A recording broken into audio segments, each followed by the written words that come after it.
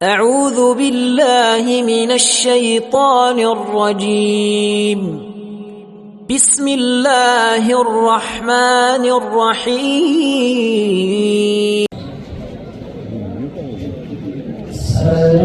سرکار سے اعلیٰ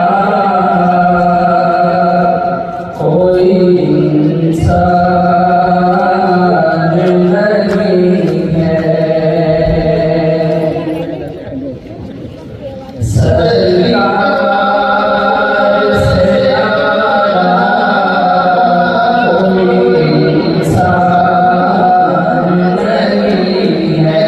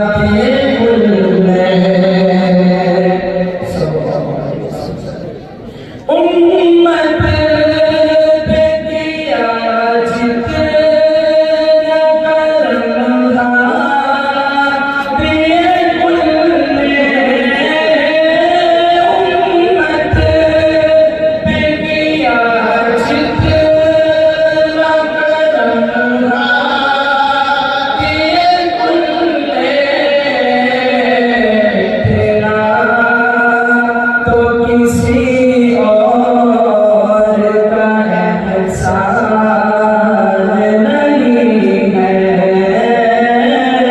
اتنا تو کسی اور کا احسان نہیں ہے سرکار سے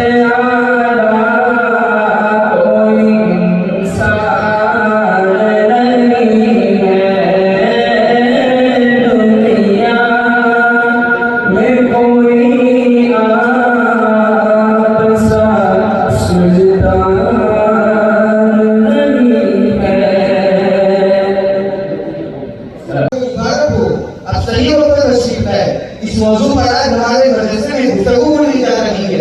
کچھ ماہرین تعلیم ہمارے مذاکرے میں شامل ہو گئے. نیز مدرسہ رحیمیہ اور جامعہ تحفیظ القرآن کے طریقہ تعلیم کا عملی نمونہ بھی اس مذاکرے کا حصہ ہے. اس کے ذمہ دار اور ترجمہ جناب مولانا یوسف صاحب بھی ہمارے مذاکرے میں شامل ہو گئے. اس میں آپ کے اور آپ ایسے بہت سے والدین کے سوالوں کے جواب ہے جو اپنے اولاد کے روشن مستقبل کو لے کر فکر مند ہے. ہم آپ کو مبارکباد دیتے ہیں اور خیر مقدم کرتے ہیں. اس مذاکرے سے آپ کو طے کرنا ہوگا کہ کیا ہماری چاہتیں اور نیتیں اولاد کے آئندہ زندگی سے متعلق درست ہے یا نہیں, اور کیا ان چاہتوں کا پورا ہونا ممکن بھی ہے یا نہیں. اس لیے کہ اللہ تعالیٰ نے ہر انسان کو ایک کام کے لیے پیدا نہیں کیا, ہر ایک کا وظیفہ اللہ تعالیٰ نے مقرر کر رکھا ہے. ہمیں انتخاب میں کچھ بنیادی چیزوں کو سمجھنا ضروری ہے. صحیح تعلیم کے انتخاب کے لیے ضروری ہے ہم مقصد زندگی کو طے کریں. تو آج ہم اس موضوع پر گفتگو کریں گے. آپ تشریف فرمائیے, انشاءاللہ آپ کے مسائل حل ہو جائیں گے. لوگ ہمارے احباب تشریف لا چکے ہیں. السلام علیکم ورحمۃ اللہ وبرکاتہ. وعلیکم السلام ورحمۃ اللہ وبرکاتہ. محترم ساتھیو, پہلے اس گفتگو کا عنوان طے کر لیتے ہیں. تو آج کی اس گفتگو کا عنوان ہے امت مسلمہ کی اجتماعی مسائل اور ہمارے نظام تعلیم. بہت خوب. اس عنوان کے انتخاب کی ابھی شدید ضرورت تھی, اس لیے کہ یہ مدارس و جامعات میں نئے داخلوں کا موسم ہے. ہر کوئی اپنے اولاد کی تعلیم کو لے کر فکر مند ہے. دوسری طرف اہل مدارس بھی اپنے نظام تعلیم کو بہتر اور کارآمد بنانے کی بھرپور کوششوں میں لگے. دوسری طرف کچھ ارباب انتظام اس نئی نسل کو بہتر تعلیم و تربیت سے آراستہ کرنے کے لیے نئے آئیڈیاز بنا رہے. نظام کو منظم کیا جا رہا ہے, تو کچھ گھٹایا جا رہا ہے, تو کچھ بڑھایا جا رہا ہے. ہم نے چاہا کہ ہم کیوں اس موضوع پر ماہرین تعلیم سے مل کر گفتگو کریں, جس میں امت کے اجتماعی مسائل کی نشاندہی بھی ہو اور اس کا حل بھی تلاش کیا جا سکے, تاکہ اہل مدارس کو نصاب و نظام کی ترتیب اور اس کے نافذ کرنے میں آسانی ہو, اور نئے داخلوں کے خواہش مند طلباء کو مدرسے میں انتخاب کرنے میں پریشانی نہ ہو. انشاءاللہ اس مذاکرے سے والدین کو بھی اپنے اولاد کی تعلیم و تربیت سے متعلق رہنمائی ملے گی اور اہل مدارس کو بھی سوچنے کی راہیں فراہم ہوگی. سوالات کی ایک لمبی فہرست ہمارے پاس دستیاب ہے. تو چلیے سب سے پہلے ہم امت مسلمہ کے اجتماعی مسائل پر ایک نظر ڈالتے ہیں. تو آپ کی کیا رائے ہے مولانا عمر صاحب اس اہم موضوع پر؟ دیکھیے, مسائل کم نہیں انگنت ہیں. مجھ کوتا حلیم کے لیے امت کے مسائل کا احاطہ کرنا کوئی آسان کام نہیں. لہذا میں اپنی طرف سے نہیں بلکہ اکابر اسلاف کی تحریروں کی روشنی میں چند گزارشات پیش کروں گا. امت کے زوال, اس کے اسباب اور اجتماعی فلاح و صلاح کے موضوع پر لکھنے والے بزرگوں میں نمایاں تر شخصیات مجدد الفسانی, حضرت شاہ ولی اللہ, حضرت مولانا الیاس صاحب, حضرت مولانا علی میاں اور حضرت اقدستان کے رحمہ اللہ ہیں, جنہوں نے اپنی عملی اور علمی کاوشوں کے ذریعے امت کی اصل بیماری کو بتلایا اور اس کا علاج بھی ہم کو دیا ہے. تو چلیے سب سے پہلے امت کے حکیم اور ملت کے مجدد حضرت اقدستان کے قدس سرہ کی زبانی ہم سنتے ہیں. حضرت نے امت مسلمہ کے دینی مسائل اور ان کا حل پیش کرتے ہوئے سوال قائم کیا ہے, بلکہ حضرت نے اپنی ماہرانہ تصنیف اصلاح انقلاب امت کتاب کا آغاز ہی اسی سوال سے کیا کہ مسلمان کیوں بدل گئے. دیکھیے, کسی بھی بڑے بدلاؤ کو ہم انقلاب کہتے ہیں۔ انقلاب یعنی کہ تبدیلی دینی بھی ہوتی ہے، دنیاوی بھی، فکری بھی ہوتی ہے، عملی بھی، بری بھی ہوتی ہے اور اچھی بھی۔ بہر صورت ہر بڑی تبدیلی کو ہم انقلاب کہتے ہیں۔ چونکہ حضرت کی نظر میں اصل توجہ کے قابل موضوع امت مسلمہ کی دینی حالت ہی رہی ہے، اسی وجہ سے حضرت نے امت مسلمہ کی بدلی ہوئی دینی حالت ذات اور بے دینی کا جائزہ لیا۔ اس فرق اور تبدیلی کے اصل وجوہات دو ہیں۔ نمبر 1 علم کا نہ ہونا یعنی کہ جہالت، نمبر 2 نئے بندوں کی صحبت کا اہتمام۔ ہم دوسرے الفاظ میں سمجھیں کہ منظم تعلیم و تربیت کی ضرورت پر زور دیا ہے۔ امت کی موجودہ صورتحال کے مطالعے سے یہ بات سمجھ میں آتی ہے کہ قوم ملت کی دنیاوی اور اخروی فلاح و بہبود کے لیے کل دو طرح کی نظام تعلیم پر غور و فکر کرنے کی ضرورت ہے۔ نمبر 1 ایسا نظام تعلیم جو کم از کم دینی تعلیم کی بہترین مقدار ادا کر سکے، جو ہر جگہ اور معاشرے کے ہر فرد کے لیے مہیا ہو، معاشی مشغولی اس کے لیے ہر چیز معاملے نہ ہو۔ اسی وجہ سے حضرت خان رحمۃ اللہ علیہ نے مختلف طبقوں کو سامنے رکھ کر کل 4 طرح کے نظام تعلیم مرتب فرمایا۔ تشدید تعلیم و تربیت میں شروع دیکھا جا سکتا ہے۔ نمبر 2 ایسا نظام تعلیم جو معاشرے کو ایسے علماء کر سکے، جو درس، وعظ، افتاء، تعلیم و تصنیف، امر بالمعروف، نہی عن المنکر، تبلیغ احکام اور دفاع دین کے فرائض انجام دے سکے۔ حضرت خان رحمۃ اللہ علیہ کا فرمانا ہے کہ یہی علماء کے دستور العمل ہے، اور حضرت مفتی اسلام رحمۃ اللہ علیہ فرماتے ہیں کہ اگر دین اور اس کے شرعی نظام رکھنے کی حیثیت رکھتے ہیں یا چاہے اسکول ہو، تعلیم کے ہر پہلو پر غور و فکر کرنے کی ضرورت ہے۔ نیز اکابر اسلاف کی تقریروں میں تعلیم کے جن پہلو پر زور دیا گیا ہے اس کو نافذ کرنا ہے، یہی ہماری اصل میراث ہے۔ ہم نصاب تعلیم کی تبدیلی کے اس قدر روادہ نہیں ہو سکتے کہ تعلیم کا ڈھانچہ تو باقی رہے مگر اس کی روح ختم ہو جائے۔ ہمارا جناب میں بھی یہی کہنا چاہتا ہوں کہ صرف پبلک ڈیمانڈ پر نصاب تعلیم میں تبدیلی نہیں کی جا سکتی۔ فنون معاش یعنی فارمل ایجوکیشن کی ضرورت کا انکار نہیں، مگر ہر شے مقدار کی بھی ہوتی ہے۔ توازن کا برقرار رکھنا ضروری ہے، اس لیے کہ ہماری ترجیحات کا معیار پبلک ڈیمانڈ نہیں ہے، اللہ تبارک و تعالیٰ کا قانون ہے، اخروی نجات ہے۔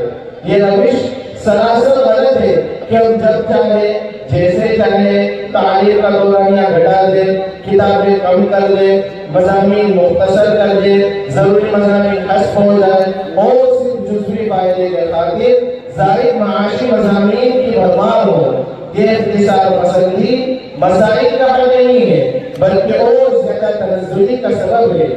دینی مقاصد کے خاطر علوم نافعہ کی تعلیم کی گنجائش ہے، مگر یہ ذہن میں رہنا چاہیے کہ مدرسہ ہے تو مدرسہ ہی رہنا چاہیے، غلبہ اسی کا ہو، اسکول ہو مگر 7ویں درجے ہو۔ اس لیے کہ اگر ہم مدرسے والوں نے مدرسے کو بھی اسکول بنا دیا تو بتائیں قوم و ملت کی رہبری کرنے والے ذہین علماء کہاں سے بنا ہوں گے؟ کیا 5-6 سال میں فنون دنیا کی تکمیل ہو پائے گی؟ کیا قرآن و حدیث اور فقہ اصول احکام شریعت کی تکمیل ہو پائے گی؟ اور آج تو دماغی تقاضے اور بھی بڑھ چکے ہیں۔ آپ کی بات کو سن کر میرے دل میں چھپی ہوئی چنگاری کو ہوا کی گئی کہ آج مدارس میں جدید فنون یعنی فارمل ایجوکیشن کی شمولیت اور نصاب میں ترمیم کا مطالبہ زوروں پر ہے۔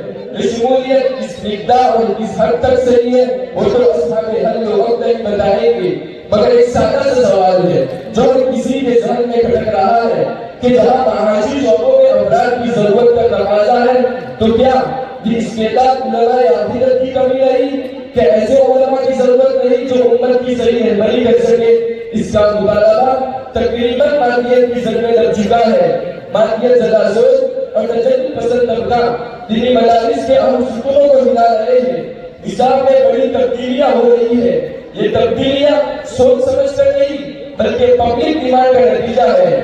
شارٹ ان شارٹ اختصار کورس کا رواج عام ہوتا جا رہا ہے، یعنی ہر کوئی شارٹ کٹ کی تلاش میں ہے۔ ساتھ میں جدید فنون کو غلبہ اور اولویت دی جا رہی ہے. کیا اس نظام سے امت کا بھلا کرنے والے علماء مل سکتے ہیں؟ نظام میں ترمیم سے متعلق حضرت مفکر اسلام رحمہ اللہ کی بات معتدل ہے. آپ فرماتے ہیں کہ یہ ترمیم اور تبدیلی غیر دانشمندانہ جلد بازی کے ساتھ اور وقتی تعلقات کے مطابق نہیں ہونی چاہیے، بلکہ مسلمانوں کی مذہبی ضروریات، علماء کی جماعتی فرائض اور اسلام کی مخصوص تعلیم و ثقافت اور زمانے ماضی کے ضروری علمی ذخیرے کو پیش نظر رکھ کر کرنی چاہیے. جناب فیصل صاحب، اس موقع پر حضرت مفکر اسلام کی ایک بات موقع سبا پر آنا چاہتی ہے. آپ کی اجازت ہو اور سن. جی کہیے. آپ فرماتے ہیں کہ سب سے زیادہ اہمیت اور اولویت ان مضامین کو حاصل ہونی چاہیے جو اسلام کی تعلیم میں براہ راست داخل ہے یا اس تعلیم کے لیے بلا واسطہ معاون اور موقوف علیہ ہے. اسلام کی اصل تعلیم وہ زندہ اور پائندہ تعلیم ہے جو کبھی بلندی نہیں ہو سکتی، جس میں قدامت اور روزگی کو ذرا دخل ہے. اسلام کی طرف اس کی تعلیم بھی جاویدہ ہے. جناب مصطفیٰ صاحب، ویسے ہم امتی کا فرض منصبی ہے کہ ہر نئی تبدیلی کو کتاب و سنت اور دین کے متوارث مفہوم کی روشنی میں سمجھنے کی کوشش کرے. اس لیے کہ ہر تبدیلی قبول کرنے کی نہیں ہوتی. دین کے معاملے میں قناعت پسندی درست چیز نہیں. شارٹ کٹ سیف سائڈ کا یہ رواج نسلوں کی بربادی کا سامان ہے. ہر اجتماعی نظام کو شریعت کے مسلمہ اصولوں پر پرکھنا چاہیے اور یہ بھی دیکھنا چاہیے کہ کیا ان نظاموں میں شریعت کے اصولوں کی پابندی کا اہتمام ہے یا نہیں. کیا وہ روح کار فرما ہے جو شریعت کے نزدیک مطلوب ہے. اور یہ بھی دیکھنا ہے کہ غیروں کا نظام فکر و عمل لاشعوری طور پر ہمارے نظام تعلیم کا حصہ تو نہیں بن رہا ہے. یہ ایک بڑا سوال ہے. دوسرا فکریہ یہ بھی ہے کہ تعلیم کا اصل مقصد شعور الہیہ یعنی احکام الہیہ کو بلند کر اللہ کے بندوں اور اللہ کی زمین پر نافذ کرنا ہے. تعمیر عالم کا کام ہمیں سونپا گیا ہے. انسان سازی اور اخروی نجات تعلیم کا اصل مقصد تھا. آپ سوچیے کتنی فیصد تعلیم اس مقصد سے نہیں دی جا رہی ہے. انہوں نے معاش کی ضرورت کا انکار نہیں، وہ تو بہت دی جا رہی ہے اور دی جانی چاہیے. لیکن کیا اخروی نجات صرف انہوں نے معاش یعنی فارمل ایجوکیشن سے ممکن ہے؟ افسوس کی بات یہ ہے کہ تعلیم کا لفظ جب بھولا جائے تو اس سے صرف انہوں نے معاش یعنی فارمل ایجوکیشن کی تعلیم مراد دی جانے لگی. مخلوق کا علم خالق نعمت سے کیسے بالا ہو سکتا ہے؟ محترم ساتھی، آپ کی یہ امپورٹنٹ ڈسکشن اور آپ کا یہ فکری مذاکرہ بہت مفید تھا، مگر جن معاش و مال دو لفظ بار بار آپ حضرات استعمال کر رہے ہیں اس کا اصل توازن ہم آپ کو حوالے سے سمجھاتے ہیں. تاریخ دعوت و عظیمت کے مفتی اسلام مولانا علی میاں رحمۃ اللہ علیہ لکھتے ہیں کہ شاہ عبدالرحیم رحمۃ اللہ علیہ کو اللہ تعالیٰ نے فکر معاد اور فکر معاش کی جامعیت عطا کی تھی. آپ نے اس ملک کو صحیح رخ پر ڈالنے کے لیے جس نظام فکر و عمل کو رائج کیا اس کی تشریح شاہ ولی اللہ فرقی دہلوی رحمۃ اللہ علیہ نے کی. بقول مولانا علی میاں رحمۃ اللہ علیہ کے آپ کو بہتر اخلاق کے لیے اور خلق آگے جنہوں نے اس سلسلے کو آگے بڑھایا. آپ کے اخلاق میں شاہ عبدالعزیز رحمۃ اللہ علیہ نے نفاذ کی کوشش کی. شاہ اسماعیل شریف سید احمد بن عثمان شریف رحمہ اللہ نے بڑی کامیابی. پھر اس کے بعد اس تسلسل کو باقی رکھنے کا کام حضرت نانوتھی رحمۃ اللہ علیہ نے کیا. اس تسلسل کی پہلی کڑی دہلی میں قائم کردہ شاہ عبدالرحیم رحمۃ اللہ علیہ کا پہلا مدرسہ مدرسہ رحیمیہ ہے. بفضل اللہ وکرمہ جامعہ ہذا اسی مدرسہ رحیمیہ کے نظام فکر و عمل سے مضبوط کیا گیا ہے. اس روحانی اور علمی تسلسل کے اصول و ضوابط، آثار و خصوصیات کو رفتہ رفتہ مدرسہ ہذا تحفیظ القرآن کے نصاب و نظام کا حصہ بنایا جا رہا ہے. مدرسہ رحیمیہ ایک سوچ اور ایک مشن ہے. اس کے دو نظام ہیں. ایک نظام جو معاشی شعبوں میں مشغول افراد امت کو تعلیم و تربیت فراہم کرے گا جس سے بہتر عوام وجود میں آئے گی. اس نظام سے 4 سال سے لے کر 19 سال تک کے طلبہ مستفید ہو سکیں گے. تو لیجیے ہم آپ کے سامنے پہلے نظام کا ایک نمونہ پیش کرتے ہیں اس کے لیے میں جامعہ کے قائد استاد مولانا یاسین صاحب کو دعوت دوں گا کہ وہ اپنے طلباء اور طالبات کو لے کر اسٹیج پر آئے اور پہلے نظام کا ایک نمونہ پیش کریں. ہمارا شیور ویڈیو کر دیں قبلیہ ہے نہ دے ادھر شیو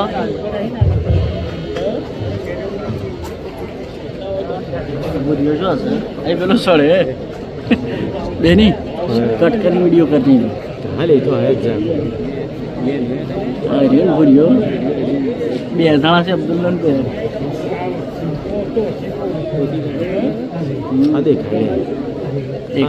اس کا کہتی تھی ٹکڑی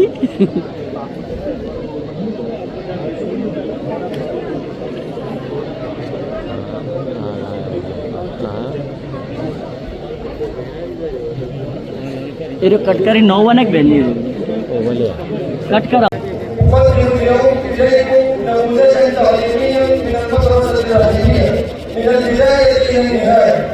من النشاطات اليومية ذكر أسماء الله الحسنى فاذكروا أسماء الله الحسنى.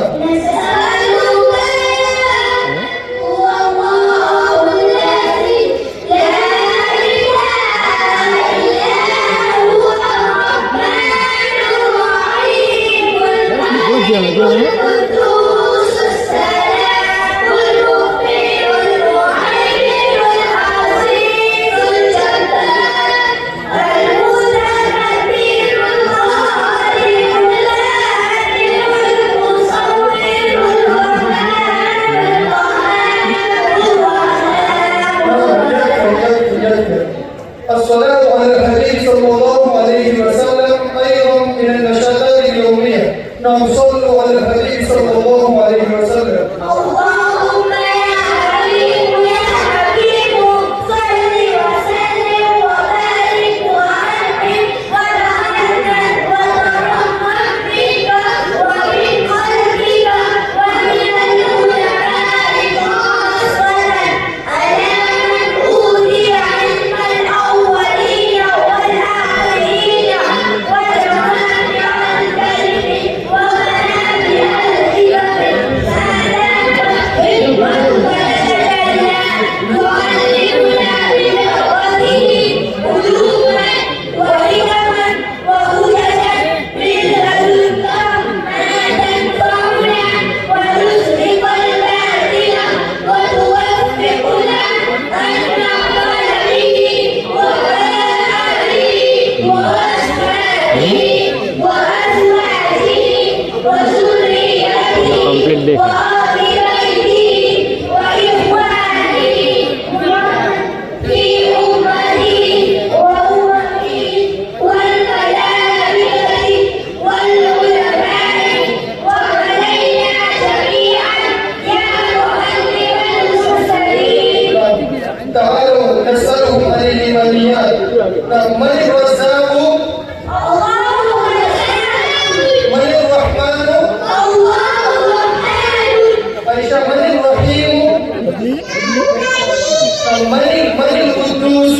الله القدوس من الملك؟ الله من الرحمن؟ الله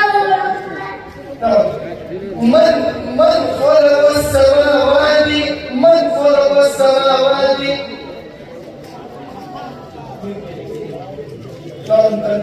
الله خلق السماوات من خلق الأرض فكيف؟ الله خلق الأرض من خلق النجوم؟ هدى. الله خلق النجوم من خلق الشمس؟ الله خلق الشمس نعم. من ربنا؟ من ربنا؟ نعم. ربنا الله الذي خلقنا ورزقنا. نعم. من نبينا؟ من نبينا أنبيائك؟ نبينا محمد صلى الله عليه وسلم. نعم. ما كتابنا كتابنا القرآن الكريم هو كتاب الله. نعم أنشد عن القرآن الكريم. شهدي على القرآن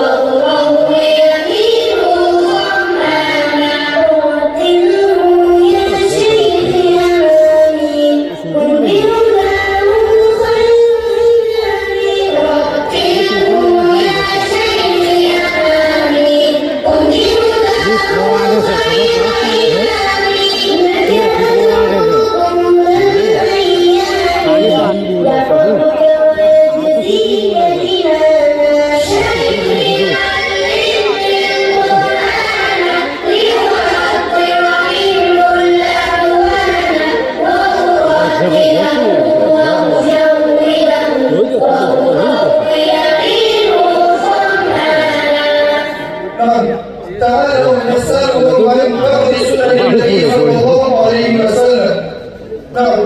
ماذا من سنن الوضوء؟ ماذا من سنن الوضوء؟ أنت يا بشر.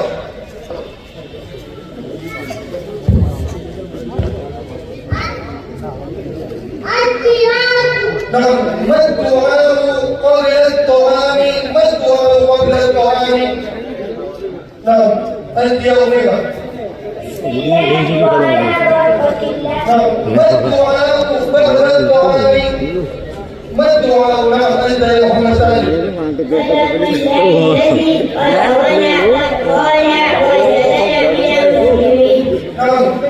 بأي قدم التناول؟ بأي قدم التناول بعد الزيادة؟ بأي قدم خلق النعلين؟ بأي قدم خلق النعلين؟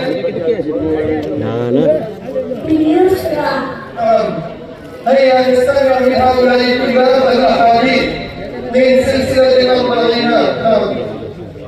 أحمد تعال هنا واقرأ الحديث الأول. بسم الله الرحمن الرحيم. من سلسلة الأربعينات 40 حديثا بالشافعي إلى رحمه الله. الحديث الأول قال رسول الله صلى الله عليه وسلم ليس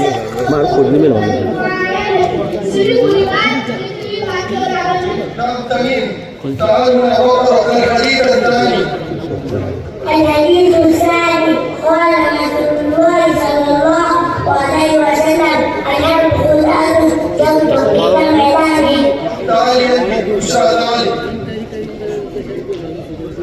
الحديث الثالث قال رسول الله صلى الله عليه وسلم المسلم بلاد المسلم ایک مسلمان دوسرے مسلمان کا آئینہ ہے. تعالي يا حبيبة تعالي. الحديث الرابع قال رسول الله صلى الله عليه وسلم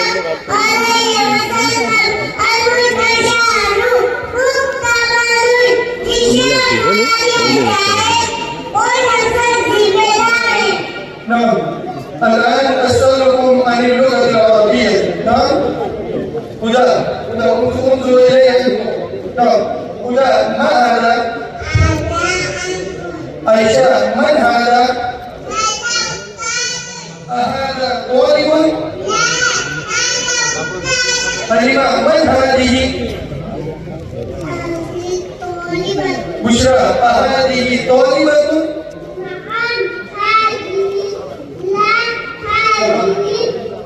طالبة. نعم عليا ما هذا؟ نعم خديجة ما هذا؟ هذا نعم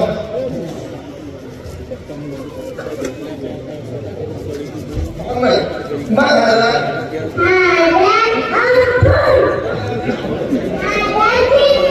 نعم تميم من تلك؟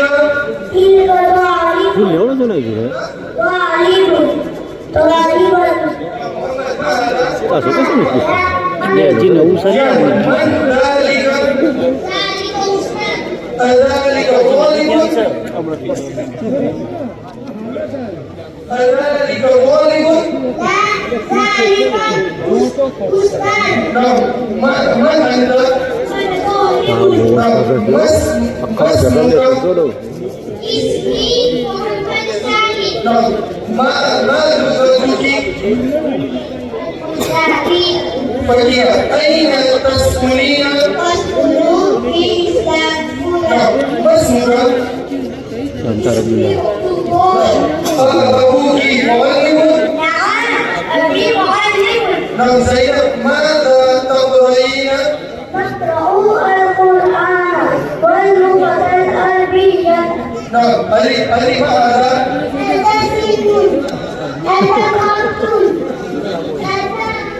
نعم هؤلاء الطلاب كل يوم يوصلون الثواب إلى الموتى. نعم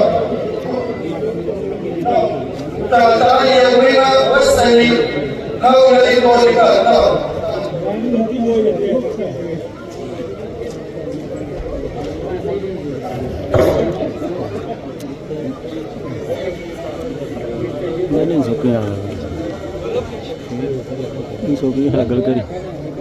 هذه سماء من خلق السماوات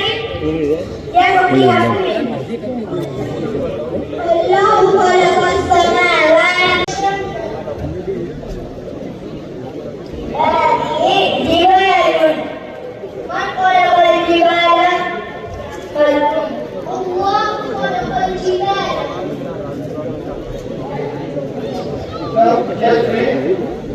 نعم هؤلاء الطلاب كل يوم يوصلون الثواب إلى الموتى. نعم تعالوا اجلسوا أنتم اجلسوا. Ya Allah, kami berdoa, Roy saya seperti, jangan disalahkan, huzur yang tersayang ini Muhammad Mustafa Sallallahu Alaihi Wasallam.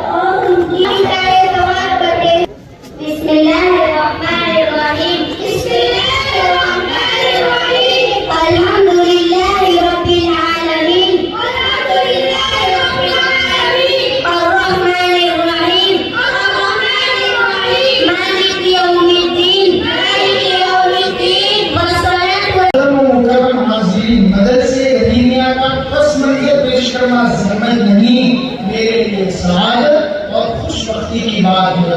اللہ تعالیٰ نے مجھ ناچیز کو مدرسے حلیمیہ کا ایک ادنا خادم بنایا اور پہلی بار اتنے بڑے اور موقع مجمع کو مدرسے حلیمیہ سے متعارف کرنے کی توفیق دی۔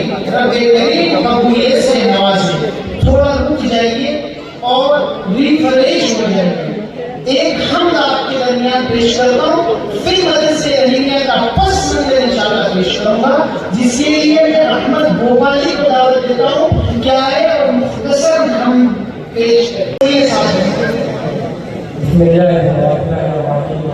السلام علیکم ورحمۃ اللہ وبرکاتہ۔ وعلیکم السلام ورحمۃ اللہ وبرکاتہ۔ اللهم صل على سيدنا محمد وبارك وسلم۔ يا الله يا رحمن يا رحيم يا كريم يا الله يا رحمن يا رحيم يا كريم يا الله يا رحمن يا رحيم يا كريم يا الله يا رحمن يا رحيم يا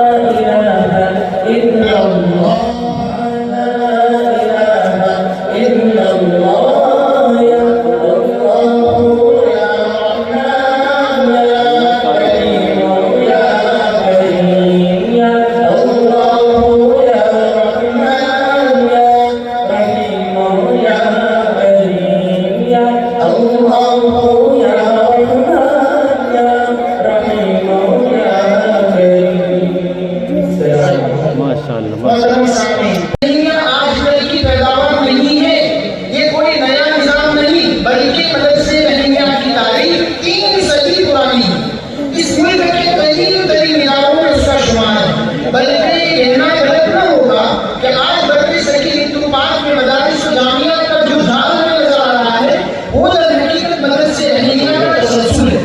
مدرسہ رحیمیہ کی بنیاد آج سے 3 صدی پہلے اورنگزیب عالمگیر رحمۃ اللہ علیہ کے زمانے میں دہلی کی سرزمین میں پڑی۔ عربی النسل فاروقی خانوادے کے چشم و چراغ امام الہند شاہ اور آگے ان دونوں نظام کے مقاصد اور نصاب کی تفصیلات پیش کریں گے اور دوسرے نظام کا ایک نمونہ بھی پیش کریں گے۔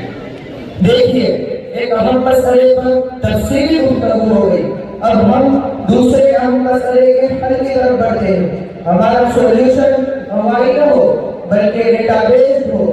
مسئلہ یہ نہیں کہ کون مدرسہ پڑھے گا اور کون اسکول، اصل لمحہ فکریہ تو یہ ہے کہ مسلم آبادی کے صرف 2% بچے دینی مدارس کا رخ کر رہے ہیں، بقیہ 98% اسکول میں فنون معاش یعنی فارمل ایجوکیشن کی تعلیم حاصل کر رہے ہیں، یعنی 98% افراد امت کی دین کی حفاظت، تربیت، دینی رہبری 2% افراد امت کے کاندھوں پر ڈالی جا رہی ہے۔ اب یہ 2% بھی علمی، عملی اور معاشی طور پر کمزور ہو تو کیا امت کی غفلت و جہالت کا علاج ممکن ہے؟ کیا ہمارے اجتماعی، بے دینی اور جہالت کے مسائل کو حل کیا جا سکتا ہے؟ دوسری طرف 98% افراد امت کے لیے ضروری دینی غذا کا معقول انتظام ہے، اور اگر ہے بھی تو کس عمر تک ہے؟ دراصل مدرسہ رحیمیہ ان 2 طبقوں کی تعلیم اور تربیت کا معقول نظم ہے۔ جی جناب، پہلے مدرسہ رحیمیہ کی اس نظام تعلیم پر گفتگو کرتے ہیں جو علماء کے لیے مرتب کیا جا رہا ہے اور جامعہ حضرت تفسیر القرآن میں نافذ کیا جا رہا ہے۔ گفتگو کو سوالوں کے اسلوب میں ڈالتے ہیں اور ممکن حد تک نمونہ بھی پیش کریں گے۔ پہلا سوال یہ ہے کہ مدرسہ حضرت کے 10 سالہ نصاب تعلیم کے بنیادی مقاصد کیا ہیں؟ دیکھیے ہمارے نظام تعلیم کے بنیادی مقاصد میں ایسے اسلامی معاشرے کی تشکیل ہے جسے دین کے ترجمان، وہاں علماء اور مسلمین قرار ہو جو اپنی دینی قیادت یعنی تبلیغی، دعوتی، تعلیمی، اسلامی، تنقیدی اور تشریحی کوششوں کے ذریعے سے بہتر عوام بنا سکے تاکہ دنیا اور آخرت کے مقاصد کی ترقی ہو اور رضائے الہی سے حاصل ہو سکے۔ دوسرا سوال یہ ہے کہ ہمارے اس نظام تعلیم سے کن صلاحیتوں کے افراد تیار کرنا مقصود ہے؟ دیکھیے ہمارے نظام تعلیم سے 4 طرح کی خوبیوں کے حاملین افراد تیار کرنا مقصود ہے۔ نمبر 1 علم و معرفت کے جامع ہو، نمبر 2 اخلاق و اوصاف کے حامل ہو، نمبر 3 مہارت و قابلیت سے بھرپور ہو، اور نمبر 4 پاکیزہ اور بلند فکر و شعور کے مالک ہو۔ تیسرا سوال یہ ہے کہ ہمارے اس نظام تعلیم سے کن صلاحیتوں کے افراد تیار کرنا مقصود ہے؟ تیسرا سوال یہ ہے کہ ہمارے اس نظام تعلیم میں کون سی زبانیں سکھائی جائے گی اور کتنے علوم پڑھائے جائیں گے؟ دیکھیے زبانیں وسیلہ ہے اور مقصود علوم ہے، لہذا زبانوں کی تعلیم مقاصد کے لحاظ سے دی جائے گی۔ عربی زبان ہمارے لیے علوم کی زبان ہے جو قرآن و سنت کی زبان ہے، لہذا وہ مقدم ہوگی جس کا پہلا مقصد قرآن و حدیث اور اس کے علوم سے استفادہ ہے۔ اور اردو ہمارے لیے تعامل کی زبان ہے جس میں قوموں ملت کو خطاب کرنا ہوگا، اور مادری زبان اپنی برادری سے خطاب کے لیے ضروری ہے۔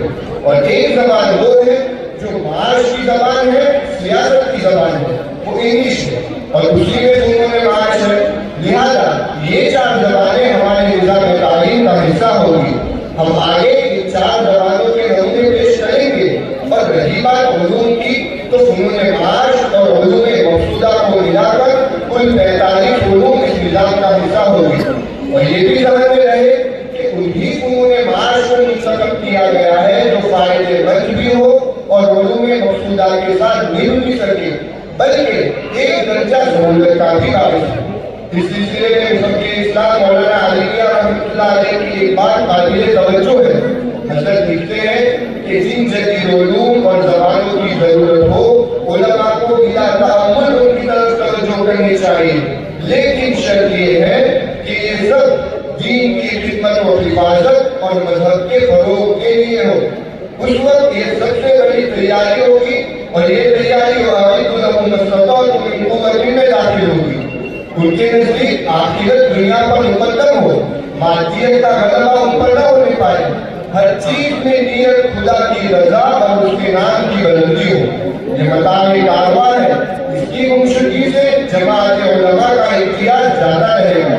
چوتھا سوال یہ ہے کہ ان علوم مقصودہ اور فروغ معاش یعنی اسکولوں میں پڑھائے جانے والے جتنے فنون ہیں اس کی تفصیلات ذکر کر دیں تو بہتر ہے. دیکھیے، ہمارے نظام تعلیم میں 27 مضامین وہ ہے جو مقصود کا درجہ رکھتے ہیں اور 18 مضامین وہ ہے جو یا تو وسائل کی کمی سے ہے یا فنون معاش کی کمی سے ہے. جناب، ان 45 فنون کی تعلیم کو کتنے مرحلوں اور کتنے سالوں میں تقسیم کیا گیا ہے؟ دیکھیے، نظام تعلیم کے 3 مرحلے ہیں. عالم تخصص کی شروعات 2000 سے ہوگی اور گریجویشن کی شروعات 7 سے ہوگی.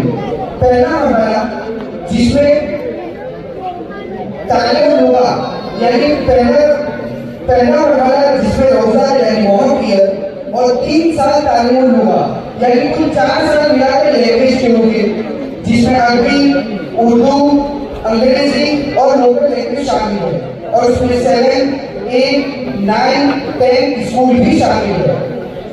پھر دوسرا مرحلہ جو فنون کا ہوگا جس میں فقہ، حدیث، تفسیر، اصول، منطق، فلسفہ، بلاغت جیسے فنون پڑھائے جائیں گے اور 11، 12 اور گریجویشن کے پہلے سال کی تکمیل ہوگی.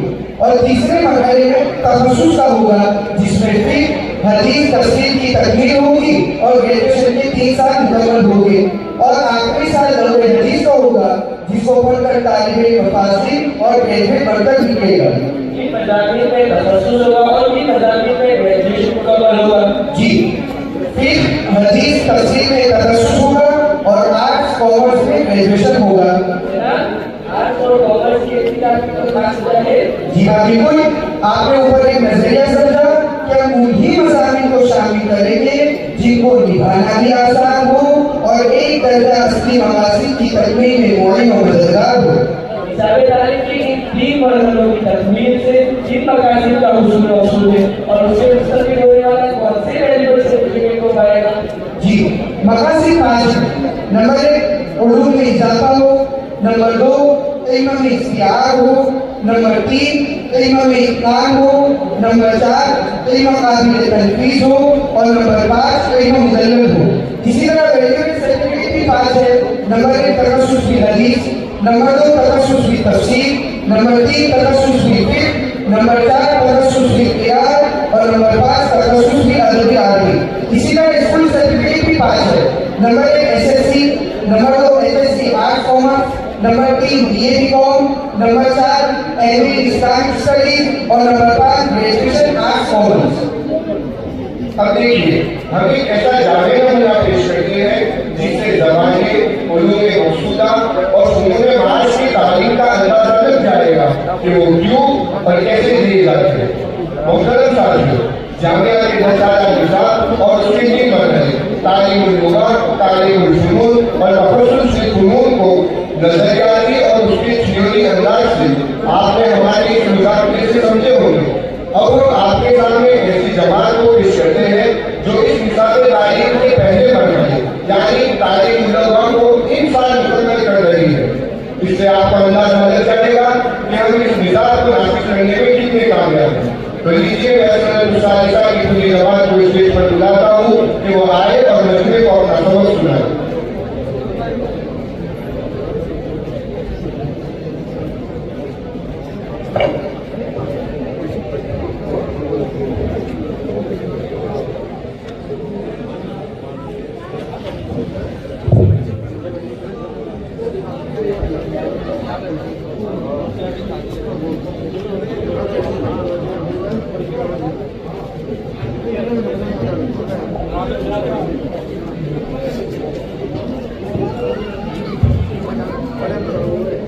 آئیے پہلے سے معلوم کرتے ہیں کہ انہوں نے حصہ کیا پڑھا اور کیا سیکھا.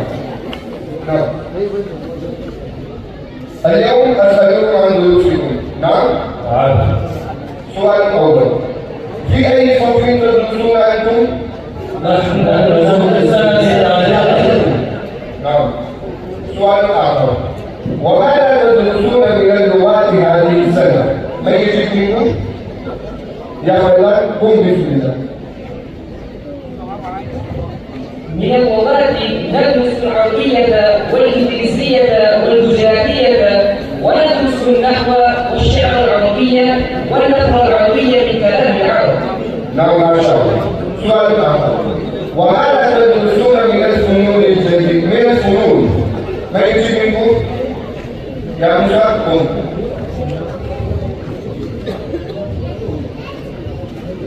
ندرس الفقه الإسلامية وقد أكملنا فقه العبادات بأبوابها الطهارة، الصلاة، الصوم، الزكاة والحج. والدروس كانت من 3 كتب الفقه: الفقه الميسر، مختصر الجذور، وكنز الدقائق. وكذلك درسنا قدرا كبيرا من ترجمة القرآن بحمد الله.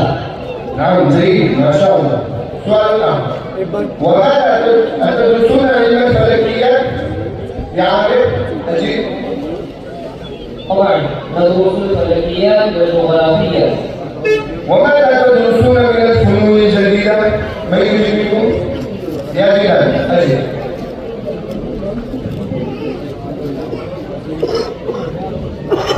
ندرس العلوم الاجتماعية وعلم الطبيعة والإنسان. نعم ما شاء الله. अब आइए इनसे पूछते हैं कि इस साल कौन सा स्टैंडर्ड पढ़ा और कौन से सब्जेक्ट पढ़े। इंग्लिश में सवाल करते हैं ताकि लैंग्वेज का भी अंदाजा हो और ये भी देखते हैं कि क्या इंग्लिश में भी समझा सकते हैं।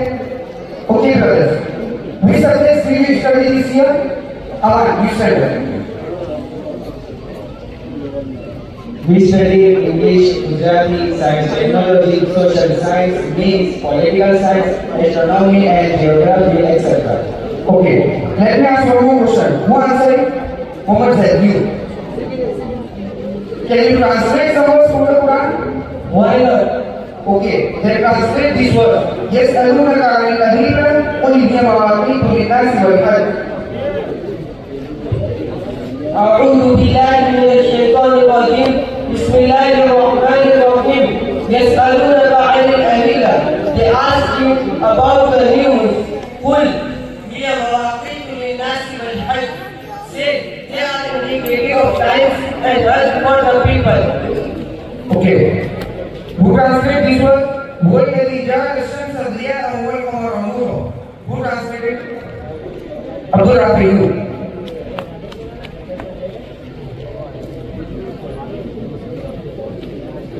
أعوذ بالله من الشيطان الرجيم. بسم الله الرحمن الرحيم. هو الذي جعل الشمس ضياء والقمر نورا. He is the one who has made the sun a glow and moon a light. وقدره منازل لتعلموا عدد السنين والحساب. And determines stages for it so that you may know the numbers of years and calculation. ما خلق الله ذلك إلا بالحق. And Allah has created all this for only rightful purpose. يفصل الآيات لقوم يعلمون. And he explains the sign for people to understand. Who translate this word? إن عدة الشهور عند الله 12 شهرا. Who translate? النجم.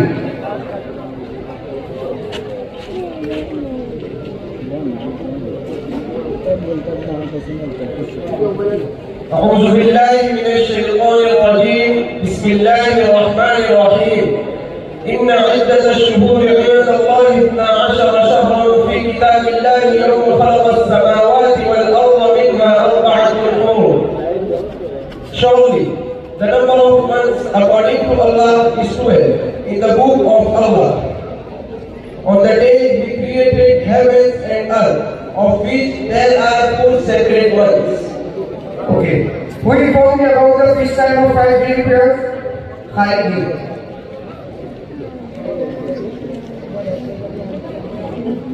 Further time starts at dawn and continues till sunrises, and water starts when the sun begins to decline and continues until the shadow of everything doubles except its original shadow. And asr starts when the shadow of everything doubles and continues till sun sets. and the Maghrib starts when sun sets and continues until whiteness in horizon fades. هو الحبيب الذي ترجى شفاعته لكل هول من الأهوال مقتحم. ترجمہ: وہ محبوب کائنات ہے، آپ کی شفاعت میں امیدوار ہے، امت کے لیے مشکل سے مشکل حالات کو برداشت کر رہے.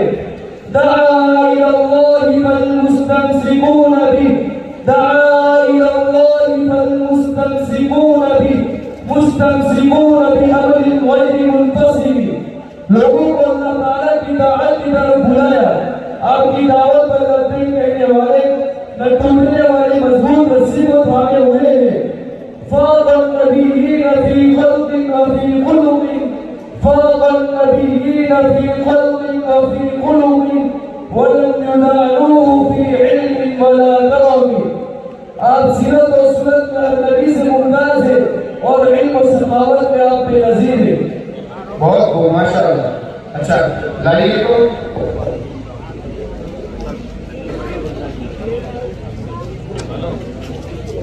اچھا اب ایک طالب علم کلمہ حبیب اور کلمہ ترجا کا وجہ اعراب زبانی بیان کر دیں.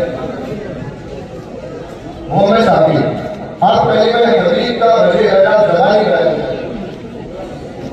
الحبیب مبتدا ہونے کی وجہ سے ہر رفعے میں افا کی تین علامات ہیں: ضمہ، واو، الف. ان میں سے اس پر ضمہ ہے چونکہ یہ مفرد منصرف ہے اور اس کا اعراب حالت رفعے میں ضمہ، حالت نصبی میں فتحہ اور حالت جری میں کسرہ کے ساتھ ہوتا ہے.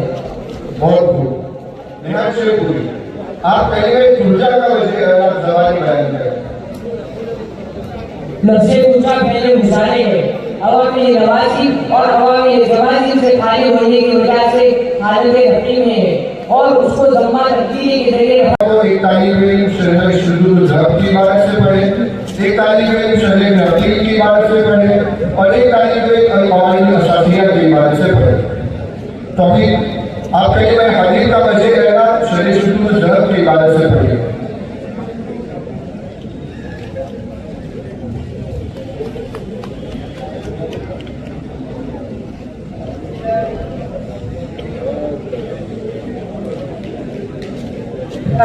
بسم الله الرحمن الرحيم.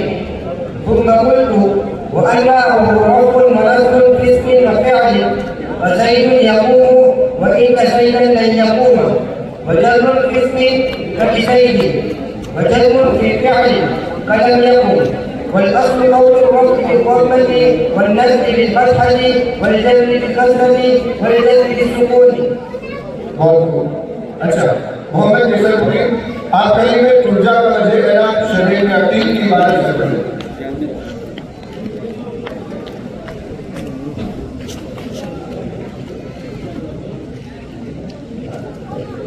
بسم الله الرحمن الرحيم. فالألف أنوي فيه غير الجزم وأبني نصب ما غيره يرمي، والرفع فيه ما أنوي وقف الجازمة ثلاثهن تقضي حكما لازما.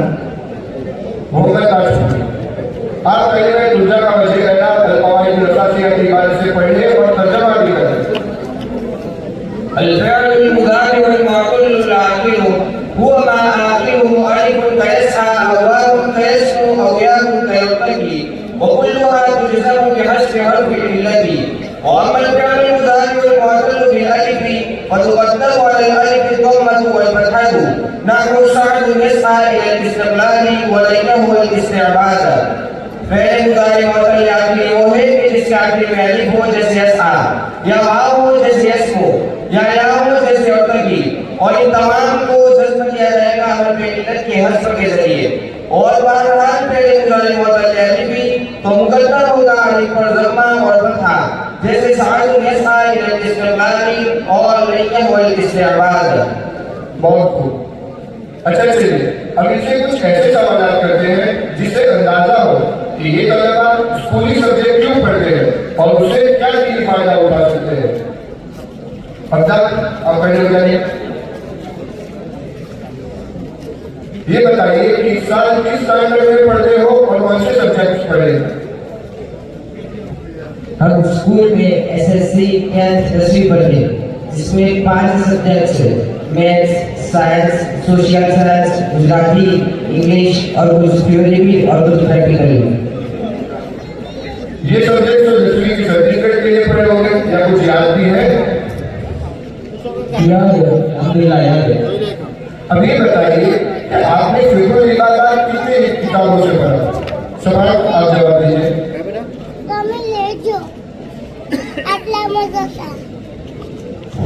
हमने फिक्रुल इबादत 3 किताबों से पढ़ी, अल-फिक्रुल मुयस्सर, मुख्तसरुल बुदूई, कंजुल दवाई।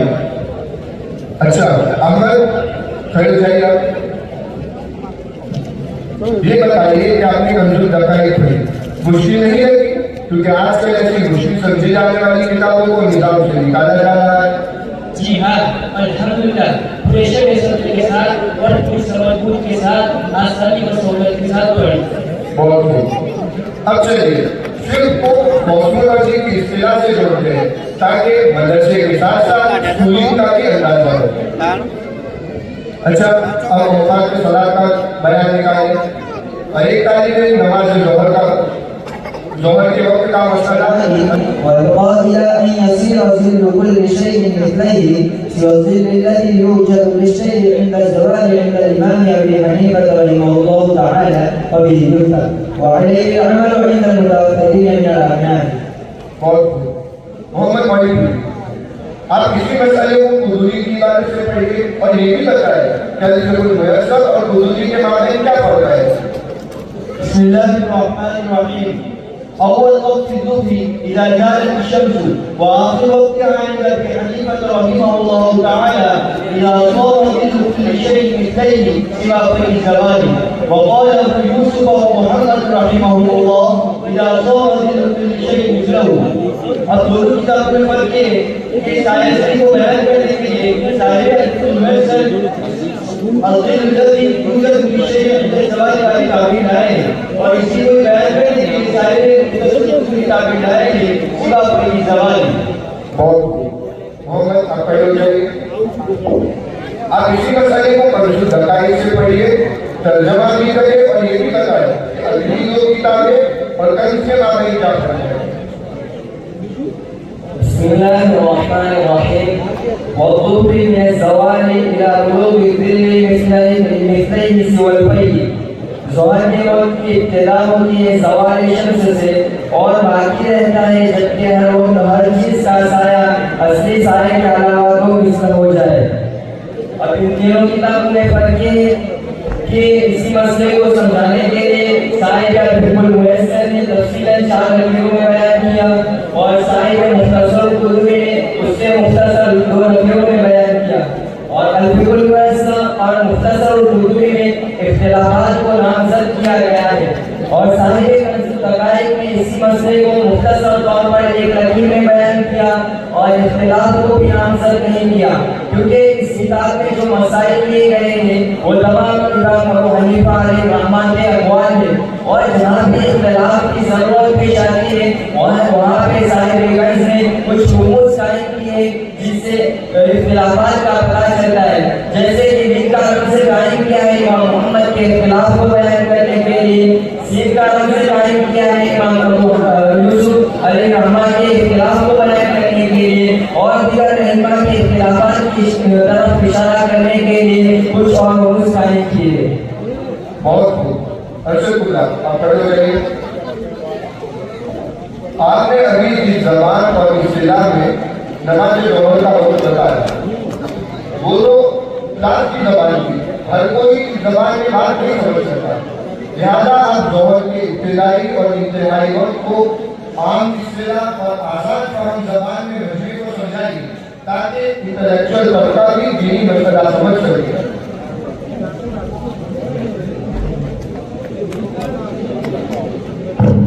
मजलिस से गुजारिश करता हूँ कि ये जो अब कुछ आएगा, अब जो कुछ आएगा उससे आपको अंदाजा होगा कि हम स्कूल क्यों पढ़ा रहे हैं, क्योंकि दीन को हर एक को समझाना है तो हर एक को समझाने के लिए उसलूब बदलेगा।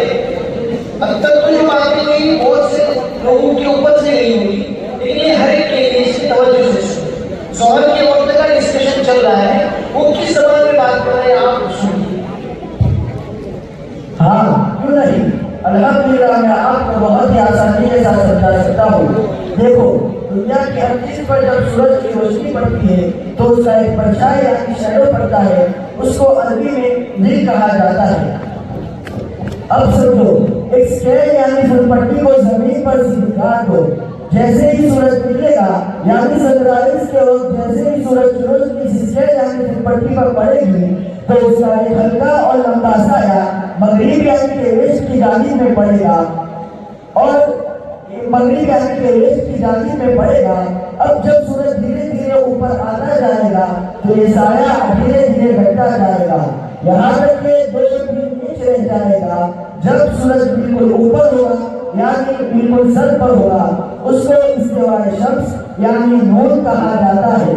اب جب اس اسکیل کا سایہ 2-3 انچ رہ جائے تو اس کو عربی میں فیء الزوال یعنی اوریجنل شیڈو ایک نیچے کہا جاتا ہے.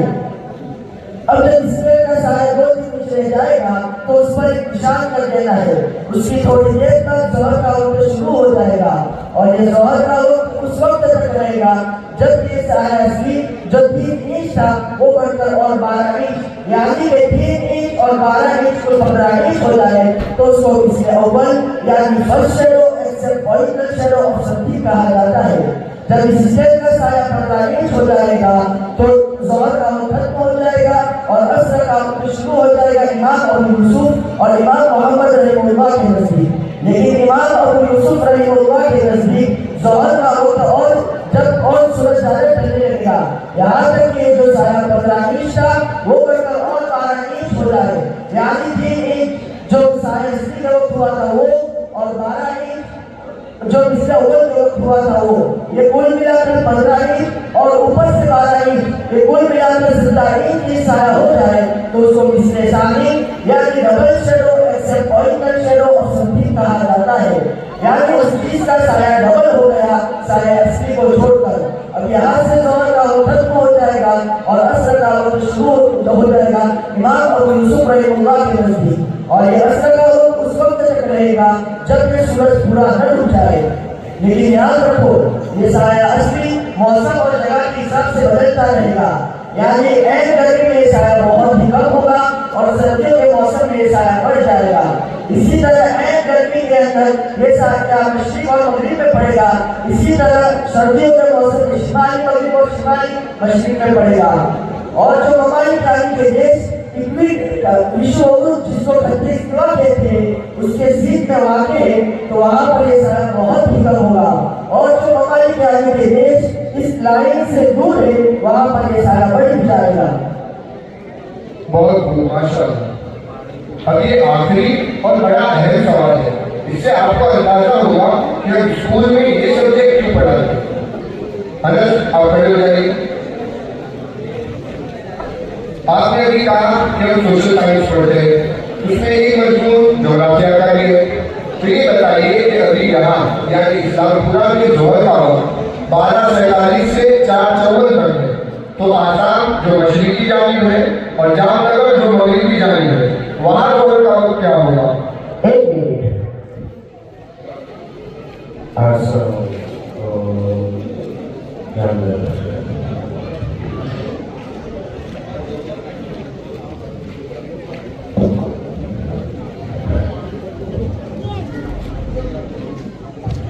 جی جواب جام نگر جو یہاں سے مغربی جانب ہے وہاں ظہر کا وقت 1:04 سے لے کر 4:18 تک ہوگا, اور آسام جو یہاں سے مشرقی جانب ہے وہاں ظہر کا وقت 11:32 سے لے کر 2:42 تک ہوگا. اچھا, یہاں دیکھنے میں کہ آسام اور جام نگر کے ظہر کا وقت بتا دیا, اتنی کیسے کی؟ جی جواب تفصیلی. اس کے لیے 3 سبجیکٹ کی مدد لینی پڑے گی. میتھ, ایسٹرونومی, جیوگرافی یعنی کہ حیرت فلکیات اور جغرافیہ کی بنیادی باتیں سمجھ لیجیے. مجھے 2 کی ضرورت ہے, ویسے تو ویکسر اور time and data website پر ساری تفصیلات دے سکتے ہیں, لیکن چلیے آج ہم لوگ سے سمجھتے ہیں. کسی بھی بر اعظم کھنڈ ملک یا شہر کا جائے وقوع یعنی لوکیشن, ڈسٹینس, جیون اور ٹائم معلوم کرنے کے لیے ماہرین فلکیات یعنی ایسٹرونٹس نے پورے درجی یعنی لوگ پر لمبائی اور چوڑائی میں کچھ کالمی فرضی خطوط لکیر یعنی لائنس کھینچے. پر ہے. اب جو اردو کیلی لائنز کوزے ایسی یعنی گروپ پر شمالی یعنی اتر کے حصے سے نیچے جنوبی یعنی پشچمی حصے میں لمبائی میں کھینچے گئے اس کو اردو میں دل بدل، انگلش میں لانگیٹیوڈ اور گجراتی میں ریکھانش کہتے ہیں. اور اس دل بدل کی کل تعداد 360 ہے. اس کو ڈگری سے تعبیر کرتے ہیں اور اس کا انگلش کوڈ کی. پوری زمین پر 360 ڈگری ہے. اب زمین اپنی ماحولی گردش میں 360 ڈگری کو 24 گھنٹے مکمل کرتی ہے. اب اس 24 گھنٹے کو منٹ بنائیں، یعنی 24 × 60 = 1440 یعنی 1440 منٹ بنے. اب اس 1440 منٹ کو 360 ڈگری پر تقسیم کی تو 4 منٹ بنے. تو معلوم یہ ہوا کہ زمین 1 ڈگری کو 4 منٹ میں پار کرتی ہے. اس میں سے دوسرا ہے ارضیبل. اب جو اردو کیلی لائنز پورے ایشیا کے گلوب پر مشرقی حصے سے مغربی حصے میں گولائی میں کھینچے گئے اس کو اردو میں ارضیبل، انگلش میں لیٹیٹیوڈ اور گجراتی میں اکشانش کہتے ہیں. اور اس ارضیبل کی کل تعداد 181. ایک تمہید اسی کے ساتھ جوڑ دیجیے کہ زمین اپنے اوربٹ یعنی محور خصوصا میں 24 گھنٹے میں ایک چکر مکمل کرتی ہے. اب اس زمین کے گھومنے کو انگلش میں روٹیشن اور گجراتی میں پریبھرمن کہتے ہیں. اب زمین یہ مغرب سے مشرق کی جانب چلتی ہے. اب جو علاقے سورج کے سامنے ہوں گے وہاں دن ہوگا اور جو علاقے سورج کے مخالف سمت میں ہوں گے وہاں رات ہوگی. اب خط استوا یعنی وشوبھو کے قریب فاصلے پر جو طول بدل یعنی ریکھانش ہوگا اس میں ہر دو طول بدل کے درمیان 111.13 کلومیٹر کا فاصلہ ہے. اس فاصلے کو زمین 4 منٹ میں پار کرتی ہے. اب زمین میں مغرب سے مشرق کی جانب چلتی ہے.